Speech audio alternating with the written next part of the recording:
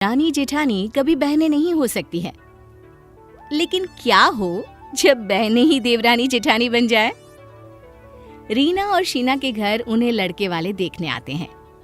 होने वाली सास कहती है, मुझे तो आपकी दोनों ही बेटियां पसंद है भाई। हम तो चाहेंगे चट मंगनी पट ब्याह हो जाए।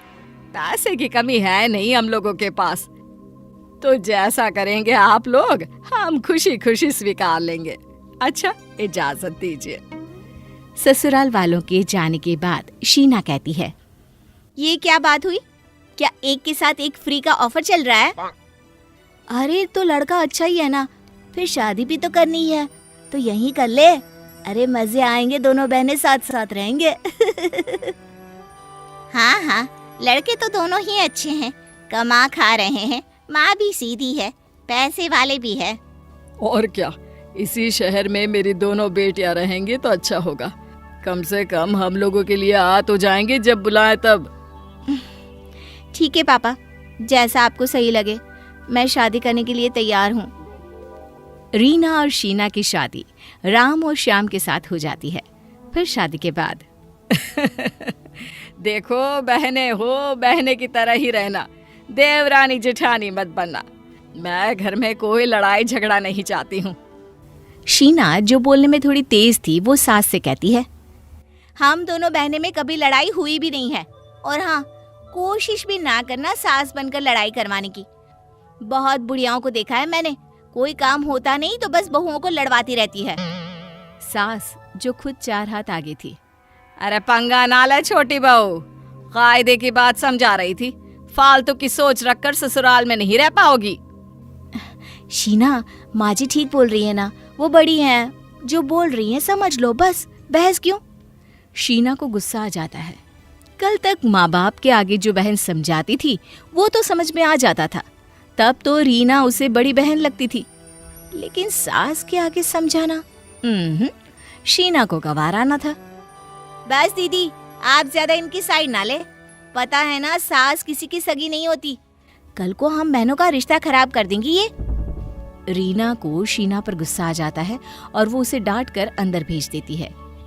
शीना के जाने के बाद रीना सास से कहती है, वो क्या है ना, बच्ची है, मम्मी पापा और मैंने सभी ने उसे सर पर चढ़ा रखा था, लेकिन आप ना उसकी बात का बुरा ना माने, मैं समझा दूंगी उसे। समझा देना, कायदे से रहेगी तो फायदे में रहेगी। बिना बात के लड़ना ना मुझे आता है ना मैं चाहती हूँ। सास भी चली जाती है। शाम को, दीदी मैंने इडली बनाई है, आइए खाते हैं। जीजू को भी बुला लो ना, मेरे कमरे में आ जाओ, मैंने वहीं लगा दिया है। और मैं क्या नहीं खाऊंगी? शीना को सास पर गुस्सा तो था ही। हाँ हाँ, क्यों नहीं खाएंगी, आप तो पहले खाएंगी। रख दिया है आपके लिए मैंने डाइनिंग टेबल पर, खा लीजिए जाकर। चारों कमरे में खाने चले जाते हैं और सास बाहर अकेली बैठी होती है। एक रोज फिर, दीदी मैंने 4 टिकट करवाई है फिल्म की, जीजू को बोल देना शाम को जल्दी आ जाए, और हाँ, खाना भी चारों बाहर ही खाएंगे। सास वहीं खड़ी होती है। शीना उन्हें देखती है और गंदी सी स्माइल देकर चली जाती है। तो ये पंगा ले रही है मुझसे, जानती नहीं है ना मुझे। मैं अपनी पे आ जाऊं तो इसे कहीं का ना छोड़ो। अब क्या था, शाम को जब सारे तैयार हो जाते हैं, हम तो चले घूमने, आप भी टीवी में रामायण लगा कर बैठ जाओ, और हाँ, सुबह का खाना पड़ा है, गरम कर लेना, हम लोग बाहर से खा कर आने वाले हैं। शीना जैसे ही बाहर निकलने वाली होती है, सास धीरे से शीना की साड़ी को पास के कील में फंसा देती है और आवाज आती है, फटी साड़ी पहन कर जाओगी? अरे जाओ जाओ, शक्ल तो वैसे भी भिखारी जैसी है।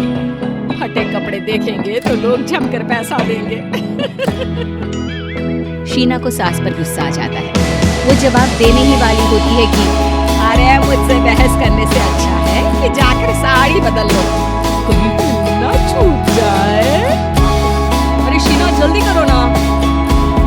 रीना बेटा, तुम लोग निकलो, वैसे भी तुम लोगों को अलग अलग बाइक से जाना है तो वो बाद में ज्वाइन कर लेंगे। हाँ माँ सही बोल रही है, चलो रीना। ठीक है माँ, हम लोग जा रहे हैं, वैसे भी मैं फिल्म की स्टार्टिंग नहीं छोड़ना चाहती। अरे जाओ ना तो फिर जल्दी से। शीना फिर से साड़ी बजे की फिल्म और 9 तो यही बज गए। अरे शीना क्या है यार, वक्त पर तुम कभी तैयार नहीं हो सकती। अरे नहीं जाना था तो टिकट लिया ही क्यों, पूरा मूड खराब कर दिया। अरे मैं तैयार हो गई हूँ ना, चलो ना अब। लेकिन जैसे ही शीना जाने को निकलती है, सास के सीने में दर्द शुरू हो जाता है। हाय रे, मर गई। अरे माँ क्या हुआ, क्या हुआ आपको? अरे दर्द हो रहा है सीने में, बहुत जोर से। मैं डॉक्टर को फोन करता हूँ, वो आ जाएंगे तो अच्छे से चेकअप भी हो जाएगा तुम्हारा। अरे नहीं नहीं बेटा, वक्त लग जाएगा, तुम बहू को लेकर जा बेटा। हाँ माँ सही तो बोल रही है, चलो ना जल्दी वरना फिल्म छूट जाएगी। ये सुनते ही शीना का पति जोर से शीना पर चिल्ला उठता है। पागल हो गई हो, समझ में नहीं आता या दिख नहीं रहा? मेरी माँ की तबीयत बिगड़ रही है और मैं माँ को छोड़कर पिक्चर देखूं? वाह जी वाह, जाओ जाकर खाना बनाओ, मैं डॉक्टर को बुलाता हूँ। बेटा जैसे ही बाहर जाता है, जाओ जाओ खाना बनाओ, और हाँ सिर्फ मेरे और मेरे बेटे के लिए ही बनाना। तू तो वो सुबह का जो खाना बचा है ना, उसी को गर्म कर लेना।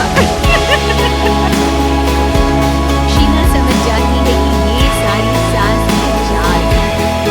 शर्म नहीं आती बेटी को परेशान करने?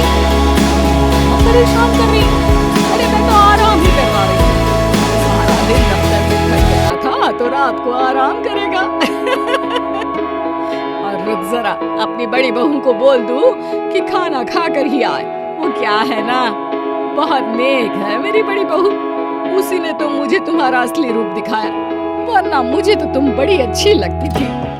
शीना को अब रीना पर भी गुस्सा आने लगता है और जैसे ही रीना पति के साथ घर आती है, शीना का गुस्सा बहन पर फूट पड़ता है।